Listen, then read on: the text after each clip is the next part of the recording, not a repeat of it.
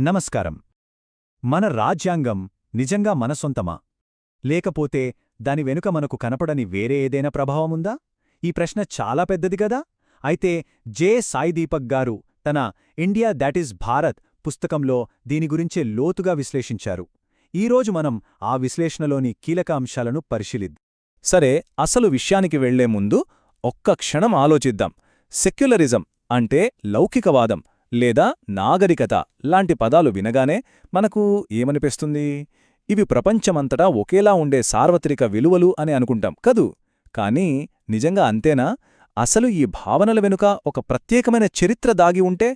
ఈరోజు మనం సరిగ్గా ఆ చరిత్ర గురించే తెలుసుకోబోతున్నాం.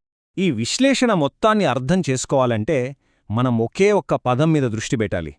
అదే కొలోనియాలిటీ. తెలుగులో వలసవాద మనస్తత్వం అనొచ్చు.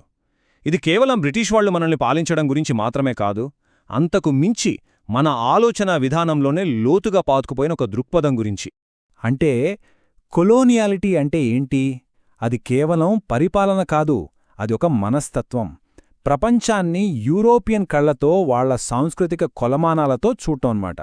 రచయిత చెప్పేదేంటంటే బ్రిటిష్ వాళ్లు వెళ్ళిపోయినా ఈ మనస్తత్వం, ఈ అధికార నిర్మాణం మన ఆలోచనల్లో, మన చదువుల్లో, మన సంస్థల్లో ఇంకా కొనసాగుతూనే ఉంది. ఇంకాస్త స్పష్టంగా అర్థం చేసుకోవడానికి ఈ రెండు పదాల మధ్య తేడా చూద్దాం. ఒకటి వలసపాలన అంటే కొలోనియలిజం, రెండోది వలసవాదం లేదా కొలోనియాలిటీ. వలసపాలన అనేది ఒక యాక్షన్, ఒక చారిత్రక ప్రక్రియ. బ్రిటిష్ వాళ్ళొచ్చి మనల్ని పాలించారు, దోచుకున్నారు, మనకు స్వాతంత్ర్యం రాగానే అది ముగిసిపోయింది. కాని ఈ వలసవాదం అనేది అలా కాదు.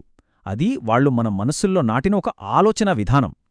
మనకు రాజకీయ స్వాతంత్ర్యం వచ్చినా ఈ మనస్తత్వం మాత్రం మన ఆలోచనల్లో, మన వ్యవస్థల్లో ఇంకా కొనసాగుతూనే ఉంది.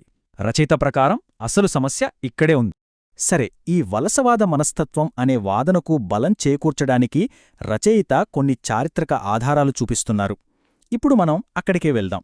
ముఖ్యంగా ఈరోజు మనం ఎంతో గొప్పగా చెప్పుకునే కొన్ని ఆధునిక రాజకీయ భావనల మూలాలను వెతుక్కుంటూ యూరప్ చరిత్రలోకి ఒకసారి తొంగచూడ్డాం.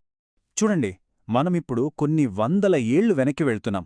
యూరప్లో సెక్యులరిజం అనే భావన ఎలా పుట్టిందో ఈ టైంలైన్ చూపిస్తుంది. ఇది 1517లో ప్రొటెస్టెంట్ సంస్కరణలతో మొదలైంది.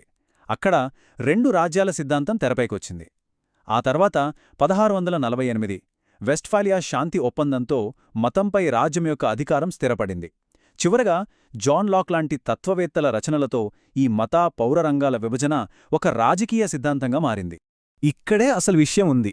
రచయిత చెప్పే కీలకమైన పాయింటేంటంటే, మనం అనుకుంటున్నట్లుగా లౌకికవాదం అనేది మతానికి బయట లేదా మతానికి వ్యతిరేకంగా పుట్టినొక సార్వత్రిక సిద్ధాంతం కాదు. అస్సలు కాదు. అది పూర్తిగా క్రైస్తవ మతంలోనే జరిగిన ఒక అంతర్గత చర్చ, ఒక అంతర్గత సర్దుబాటు ఫలితం. అంటే ఈ లౌకిక, ఆధ్యాత్మిక విభజన గీతను గీసింది క్రైస్తవ చట్రం లోపలే, దాని బయట కాదు. ఇది ఇంకా ఆశ్చర్యంగా ఉంటుంది. ఆ ప్రొటెస్టెంట్ సిద్ధాంతం ప్రకారం రాజ్యం అంటే లౌకిక అధికారం కూడా ఒక దైవిక అవసరమేనట.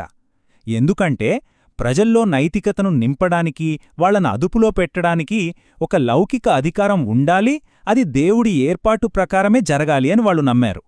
సో రాజ్యం వేరు, మతం వేరు అనే ఆలోచన కూడా ఒక రకంగా మతపరమైన ఆలోచనే అన్నమాట. ఓకే, ఇప్పటిదాకా యూరప్లో పుట్టిన ఈ ఆలోచనల గురించి చూసేం. మరి ఈ యూరోపియన్ ఆలోచనా విధానాన్ని, ఈ నమూనాని భారతదేశంలో వలసపాలన సమయంలో ఎలా ప్రవేశపెట్టారు? దాని పేరే సివిలైజింగ్ మిషన్, అంటే మనల్ని నాగరికులను చేసే యజ్ఞం. ఈ మాటలు వింటేనే మనకు అర్థమైపోతుంది వాళ్ల ఉద్దేశమేంటో. మెకాలే ఏమంటున్నాడు? రక్తంలో, రంగులో భారతీయులుగా ఉంటూ అభిరుచిలో, అభిప్రాయాల్లో, నైతికతలో, మేధస్సులో ఇంగ్లీష్ వాళ్లుగా ఉండే ఒక వర్గాన్ని తయారు చెయ్యాలి. ఇంతకంటే స్పష్టంగా ఎవరు చెప్పగలరు? వాళ్ల లక్ష్యం మనకు అక్షరాలు నేర్పడం కాదు, మన ఆలోచనా విధానాన్నే పూర్తిగా మార్చేయడం. ఈ పాత చిత్రం చూడండి. ఇది ఆ కాలం నాటి పరిస్థితికి ఒక నిదర్శనం. ఇక్కడ వలసపాలన, మతప్రచారం రెండూ చెయ్యి చెయ్యి కలిపి నడిచాయి. రచయిత చెప్పేది కూడా అదే. బ్రిటిష్ ప్రభుత్వం, క్రైస్తవ మిషనరీలు రెండింటి లక్ష్యం ఒక్కటే: భారతీయుల్ని వాళ్ల దృష్టిలో సంస్కరించడం లేదా నాగరికులను చేయడం. అంటే వాళ్లు ప్రవేశపెట్టిన విద్య చూడ్డానికి లౌకిక సాధనంగా కనిపించవచ్చు, కాని దాని వెనక ఉన్న అంతిమ లక్ష్యం మాత్రం లౌకికమైనది కాదు. అది పూర్తిగా సువార్త ప్రచారంతో, మతపరమైన మార్పుతో ముడిపడి ఉంది. భారతీయుల నైతిక, మతపరమైన అభివృద్ధి పేరుతో వాళ్ల వలసవాద భావజాలాన్ని మనపై రుద్దడానికి విద్యనొక ఆయుధంగా వాడుకున్నారు. సరే, ఈ కథలో ఇప్పుడు మనం చివరి అంకానికొచ్చాం. ఈ యూరోపియన్ ఆలోచనలు కేవలం భారతదేశంలోనే కాదు, ప్రపంచవ్యాప్తంగా ఎలా ఒక ప్రమాణంగా మారాయో చూద్దాం. దీని వెనుక ఒక అంతర్జాతీయ చట్రముంది. అదే ఈ లీగ్ ఆఫ్ నేషన్స్ యొక్క నాగరికత ప్రమాణం. అంటే ఏంటంటే, యూరప్ కాకుండా వేరే దేశాలు నాగరికమైనవి అనిపించుకోవాలన్నా, స్వయంపాలనకు అర్హత సాధించాలన్నా వాళ్లు నిర్దేశించిన కొన్ని ప్రమాణాలను అందుకోవాలి. అంటే వాళ్లులా మారాలి. ఇలా యూరోపియన్ నమూనాని ఒక అంతర్జాతీయ ప్రమాణంగా మార్చేశారు. ఈ కోట్ చూడండి, ఇది అసలు విషయాన్ని బయటపెడుతుంది. క్రైస్తవ మతం యొక్క సార్వత్రిక ఆకాంక్షలు సులభంగా సార్వత్రిక నాగరికత భావనలుగా మారిపోయాయి. ఎందుకంటే యూరప్ తనను తానే నాగరికతకు శిఖరంగా భావించింది. కాబట్టి వాళ్ల ప్రమాణాలే ప్రపంచ ప్రమాణాలు అని వాళ్లే ప్రకటించుకున్నారు. ఎంత తెలివిగా మతపరమైన ఆధిపత్యాన్ని లౌకిక విలువలుగా మార్చేశారో చూడండి.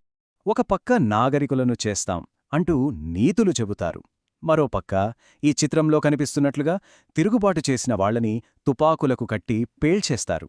ఈ రెండిటి మధ్య ఉన్న తేడా గమనించండి.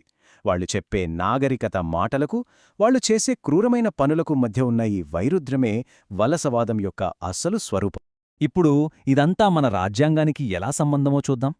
1919లో భారతదేశం లీగ్ ఆఫ్ నేషన్స్లో వ్యవస్థాపక సభ్యునిగా ఉన్నప్పుడే బ్రిటిష్ వాళ్లు గవర్నమెంట్ ఆఫ్ ఇండియా యాక్టును రూపొందించారు.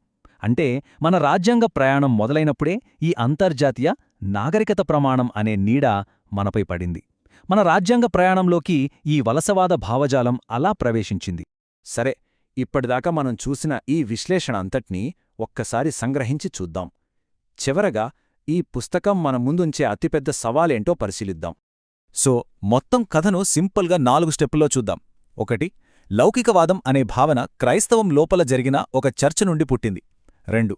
దాన్ని సివిలైజింగ్ మిషన్ పేరుతో మనలాంటి వలస దేశాలకు ఎగుమతి చేశారు. 3.